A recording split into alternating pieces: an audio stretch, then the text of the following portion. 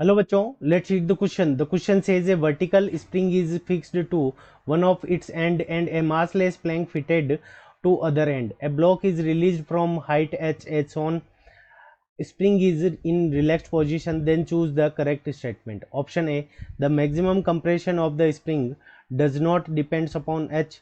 Option B, the maximum kinetic energy of the block does not depend on h. And option C, the compression of the spring at maximum kinetic energy of the block does not depend on h.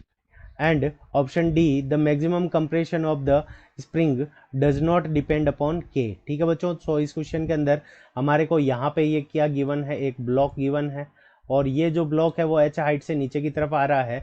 तो यहाँ पे जब ये block नीचे की तरफ आएगा तो इस कंडीशन के अंदर फ्री बॉडी डायग्राम अगर हम देखें तो एम जी हमारा क्या लगेगा, नीचे के ऊपर नीचे की तरफ लगेगा और के एक्स हमारा क्या लगेगा, ऊपर की तरफ लगेगा।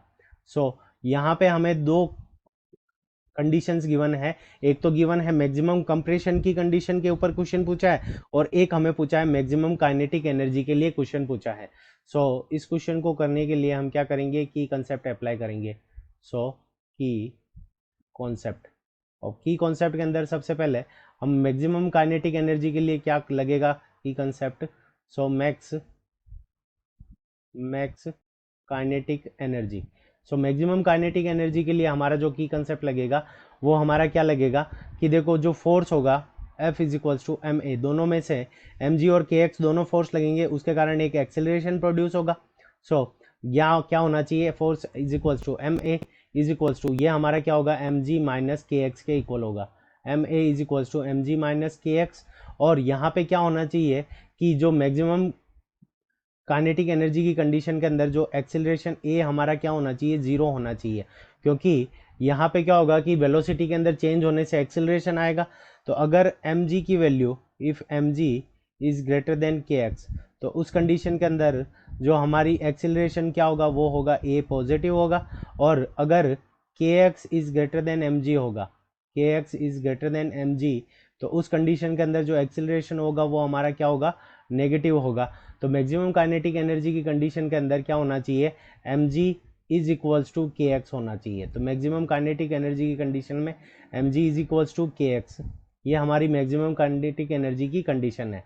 और मैक्सिमम कंप्रेशन की बात करें, मैक्स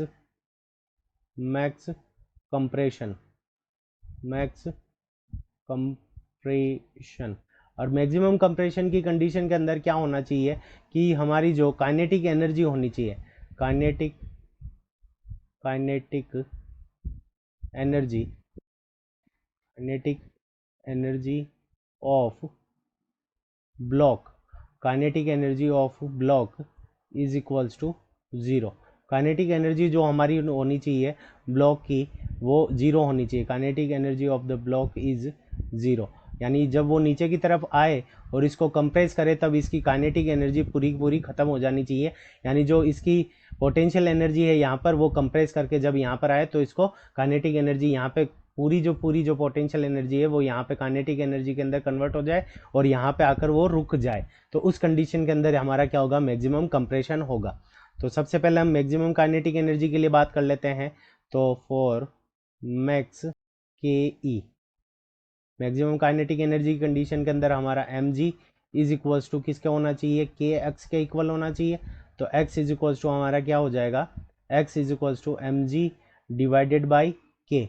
तो यहाँ पे जो कंप्रेशन ऑफ स्प्रिंग हो रहा है मैक्सिमम काइनेटिक एनर्जी की कंडीशन के अंदर, वो एच के हाइट एच के ऊपर डिपेंड नहीं कर रहा। तो ऑप्शन सी हमारा करेक्ट हो जाएगा कि the compression of the spring at maximum kinetic energy of the block does not depend on h. So option C हमारा करेक्ट हो गया। अब बात करते हैं ऑप्शन ए की। तो ऑप्शन ए के अंदर क्या दे रखा है, the maximum compression of spring does not depend on H. तो मैक्सिमम कंप्रेशन ऑफ स्प्रिंग देखेंगे तो यहाँ से जो एम जी जब आएगा तो m g h plus x m, maximum compression जो है वो हमारा x m is equals to half k x m square. और यहाँ पे ब्लॉक की जो काइनेटिक एनर्जी होगी वो उस कंडीशन के अंदर जीरो, एनर्जी कंजर्वेशन लगा दिया हमने। यहाँ पे पोटेंशियल एनर्जी और यहाँ पे काइनेटिक एनर्जी। कंप्रेशन की कंडीशन के अंदर the maximum compression of the spring does not depend upon H.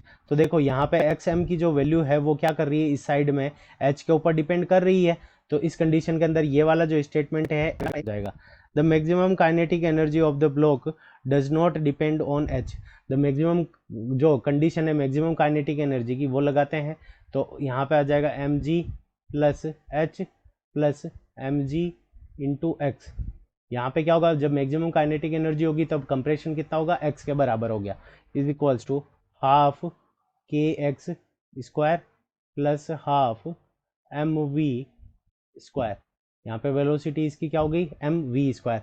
अब देखो मैक्सिमम कंप्रेशन की मैक्सिमम काइनेटिक एनर्जी की कंडीशन के अंदर जो एक्स की वैल्यू थी वो हमारी कितनी थी, एम जी डिवाइडेड बाई के, M g divided by k. और ये वैल्यू हम क्या कर देंगे, एक्स की वैल्यू यहाँ पे पुट कर देंगे, तो यहाँ से आ जाएगा m g multiplied by h plus m g, और यहाँ पे एक्स की वैल्यू क्या हो जाएगी, m g divided by k is equals to half k multiplied by m g divided by k, और इसका क्या हो जाएगा, whole square plus half m v square, half m v square. अब देखो मैक्सिमम काइनेटिक एनर्जी की condition के अंदर ये एच के ऊपर डिपेंड कर रहा है, क्योंकि यहाँ पे हमारा क्या है, एच है, तो इसकी जो वेलोसिटी वो एच के ऊपर डिपेंड कर रही है। तो इसका मतलब ये वाला स्टेटमेंट भी नॉट वाला इनकरेक्ट हो जाएगा। अब सी वाला तो हमारा करेक्ट था, तो ऑप्शन सी करेक्ट है। The maximum compression of the spring does not depend on के। तो मैक्सिमम कंप्रेशन की कंडीशन के अंदर ये है हमारी, और वो क्या कर रही है, के ऊपर डिपेंड कर रही है। तो इसका मतलब ऑप्शन डी भी हमारा क्या हो जाएगा, इनकरेक्ट हो जाएगा। तो ऑप्शन सी हमारा क्या है, करेक्ट आंसर है। So option C is the correct answer of this question. I hope you understood it well. Best of luck, thank you.